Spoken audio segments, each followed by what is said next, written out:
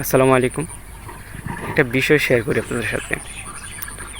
তো বিষয়টা হচ্ছে যে এইটা হচ্ছে আমাদের এলাকার জমি, মানে ধানের জমি। ধান করতে একটা সময় ধান ধানের সিজনে ধান করা হইতো এবং অন্যান্য সময়ে অন্যান্য ফসল করা হইতো।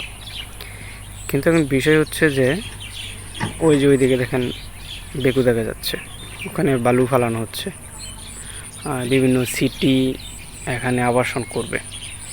তো এই ধানীয় জমি এবং ফসলি জমি কমে যাওয়ার সবচেয়ে বড় যে কুফলটা বা এফেক্টটা যে হইতেছে সেটা হচ্ছে যে এখন হয়তো নতুন নতুন জাত উদ্ভাবন করা হচ্ছে, যেটা প্রচুর পরিমাণে ফলন হচ্ছে।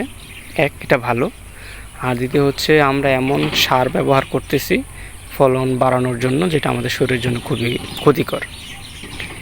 তো আমার কথা হচ্ছে যে আমরা এই জমিগুলো নষ্ট করতেছি যেমন আবাসনের নামে।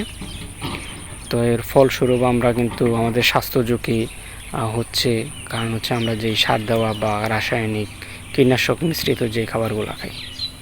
এর সমাধান হবে না কখনো, আর এভাবেই চলতে থাকবে। আর আমরা রোগে ভুগতে থাকবো এবং হসপিটালে মারা যেতে থাকবো।